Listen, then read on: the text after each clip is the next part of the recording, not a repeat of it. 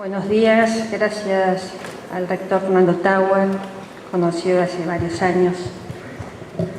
Y bueno, un gusto estar aquí en la Universidad Nacional de La Plata. Yo soy egresada de la Universidad Nacional del Sur, de Bahía Blanca, y formé parte en mis años jóvenes del movimiento estudiantil. Y solo una corrección, en los últimos días hemos hecho una presentación de un nuevo proyecto de ley de educación superior que es de nuestra autoría y que de alguna manera complementa algunas cuestiones pendientes desde nuestro punto de vista que había quedado la anterior. Por lo tanto, es un nuevo aporte que nosotros creíamos que teníamos que hacer. Y como el proyecto consta de 144 artículos, que es muy extenso y que nos llevó muchísimo tiempo, solamente voy a tratar de, les voy a pedir disculpas, de leer cuáles son los temas más importantes para no perderme hablando y hablando y hablando. Pero me parece que un tema central de por qué nosotros entendemos la necesidad de discutir una nueva ley de educación superior tiene que ver con la que actualmente nos rige, que es durante la nefasta década del 90, ¿no? Donde las políticas de ajuste y de reformas del neoliberalismo en todos los campos, en el trabajo, en las relaciones sociales, ustedes se acordarán, los que somos algo más grandes, ¿no?, del individualismo, de la competitividad, que era un tema que en ese momento era muy fuerte, del fin de las ideologías, ¿no?, este cambio cultural que también se dio. Tiene en la educación uno de los temas centrales que también el neoliberalismo pegó e impactó de manera diferente. Por eso estas políticas que provocaron un crecimiento desenfrenado del desempleo, solo aquellas ciudades que teníamos varias empresas del Estado supimos de lo que esto generó y lo que impactó en las relaciones sociales, económicas y productivas de nuestras ciudades cuando fueron privatizadas las grandes empresas del Estado. Y en ese momento, obviamente, no solo se trabajó el tema del desempleo, se concentró la riqueza, los índices de pobreza y de desigualdad llegaron a niveles extremos, pudiendo tener como punto culminante el año 2001, y donde sin lugar a duda el desmantelamiento del estado de bienestar estuvo claramente planificado y llevado adelante.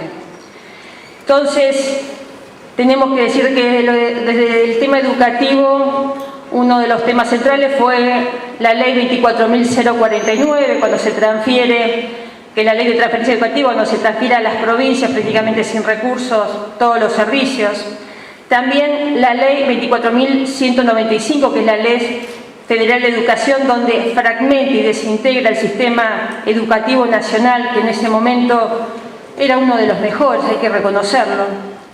Y hoy lo que también venimos a plantear es que en ese esquema que en el año 95 se crea la Ley de Educación Superior, sin lugar a dudas introdujo prácticas del mercado en algo que al menos uno intentaba que estuviera alejado. Por eso nosotros entendemos que el modelo de país, más allá de la diferencia que podamos tener, porque obviamente yo soy de la oposición, podremos discutirlo, pero es un modelo de país totalmente distinto, donde un gran sector de los partidos políticos estamos trabajando para revertir estas políticas neoliberales que se implementaron en la década del 90 y que aún hoy siguen vigentes en algunos aspectos. Por eso nosotros entendemos que no tenemos que trabajar en modificaciones de la Ley de Educación Superior, que uno la ha visto a Adriana, que está de manera pobre militante, tratando de ir buscándole la vuelta a algunas cuestiones que hay que modificar, sino que queremos discutir una nueva ley de educación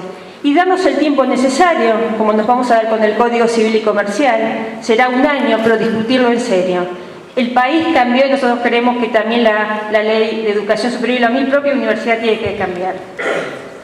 En ese sentido no les quiero contar el papel del Banco Mundial, porque todos aquí lo imaginarán.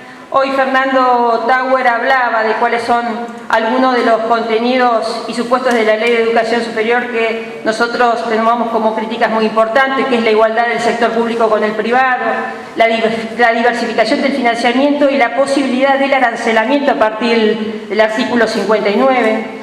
la distribución de los aportes del Estado de acuerdo a indicadores de eficiencia y equidad, ¿sí? Muy claro en el modelo neoliberal. El concepto de equidad se incorpora a la universidad como un tema de aprovechamiento de los recursos humanos y de las relaciones y la racionalidad en el uso de los mismos. La profundización de la fragmentación entre educación superior no universitaria en las provincias. También las universidades, la atribución de fijar su régimen salarial provocando fragmentación entre los salarios docentes y el personal de administración y servicio, desplazando al interior de cada universidad el conflicto salarial.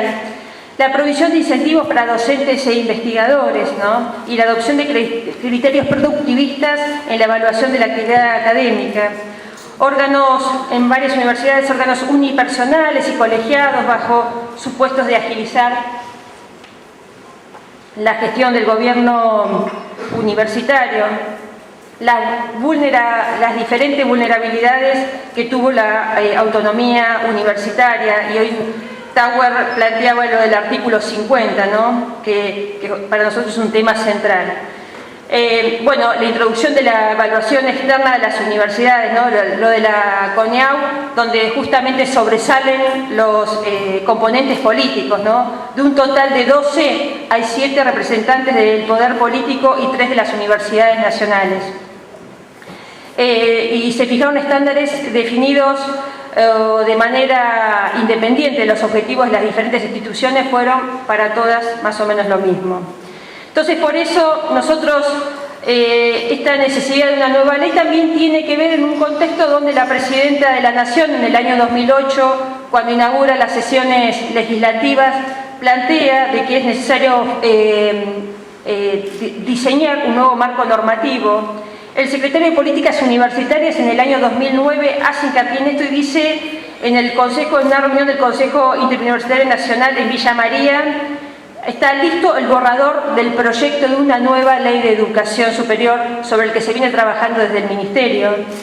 Y el propio ministro de Educación, Alberto Sileoni, en el año 2010 también habló de esta necesidad de tener un proyecto y que se estaba encontrando, al menos desde el punto de vista del Ministerio de Educación, en un estado avanzado en su escritura.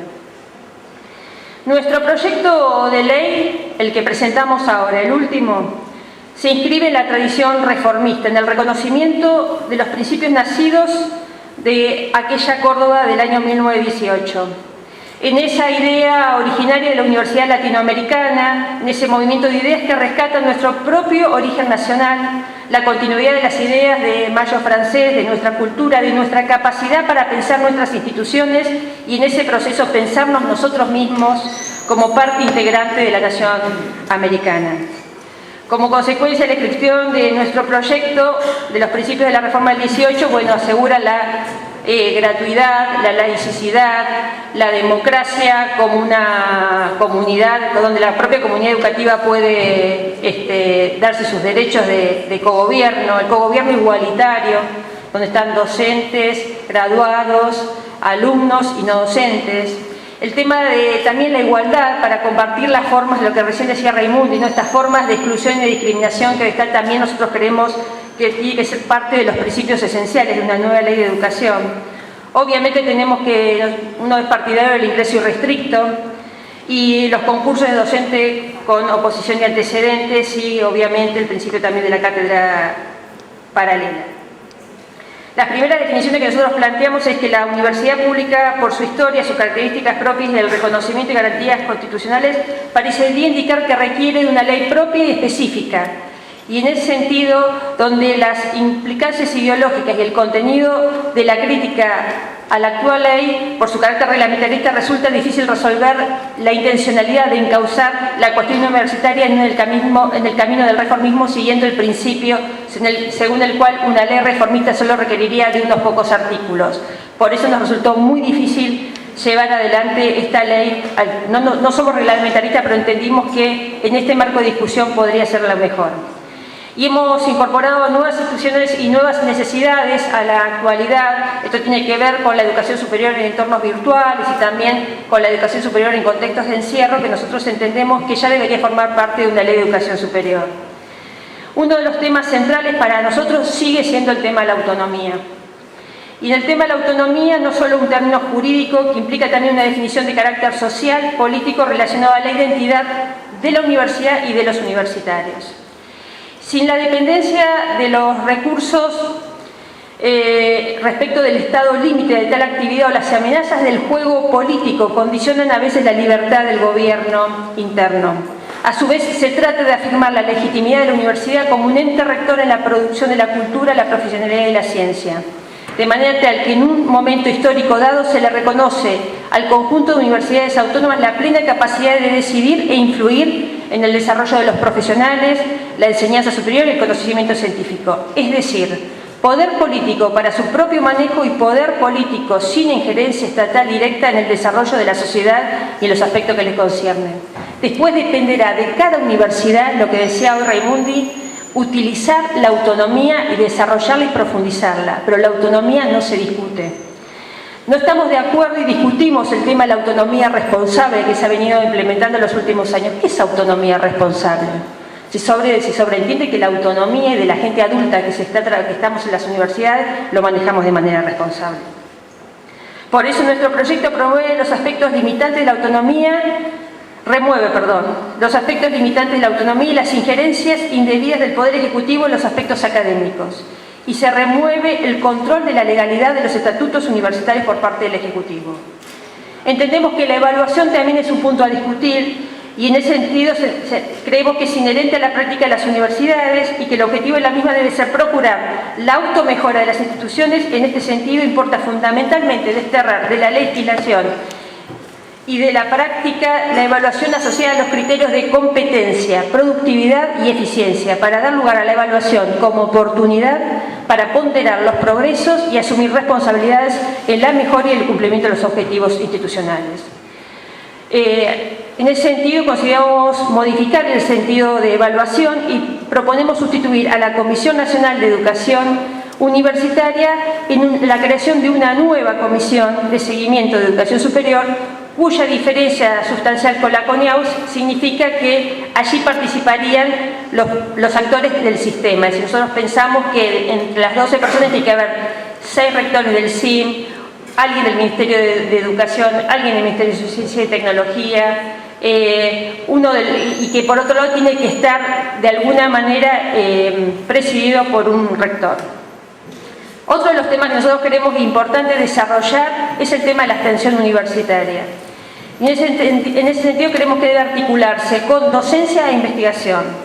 Y lo que nosotros proponemos en el marco de las autonomías de cada una de las universidades, que se elaboren planes y programas de estudio que integran a la formación del estudiante y como parte de ellas las actividades de extensión y de investigación, siempre auditadas y donde el estudiante pueda hacer estas actividades de extensión siempre que tengan que ver con su carrera de grado y con su formación.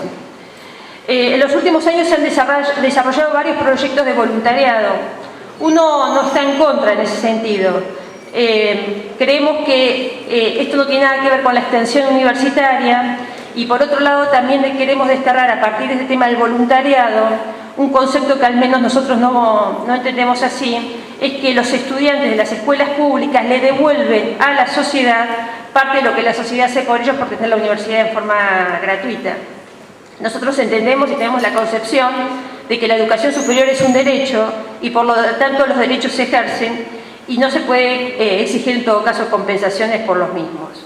Respecto del financiamiento, se garantiza la gratuidad en nuestra propuesta, se le confiere al CIN atribuciones en la elaboración del presupuesto universitario y criterios para su distribución. Hay todo un rol mucho más fuerte del CIN en todo el tema de la gestión universitaria. Decimos donde justamente el tema de las obras de infraestructura y los planes de mejora de las carreras debe elegirlo cada universidad. Sí, en todo caso tendrá injerencia el CIM, pero nunca desde el Poder Ejecutivo.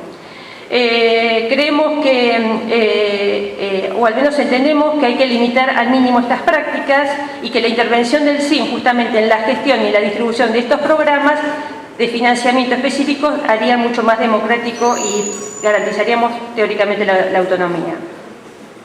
Bueno, respecto del gobierno, obviamente estamos a favor del cogobierno, con participación igualitaria. Después, dentro de las innovaciones, para ir terminando y no aburrirlos, Algo que no quiero dejar de decirles en el tema del financiamiento es de la necesidad de un control y una regulación más específica a las universidades privadas, en cuanto es responsabilidad del Estado y una necesidad nacional garantizar la calidad de la educación superior. Creemos que allí es un tema donde nosotros tenemos que estar influyendo.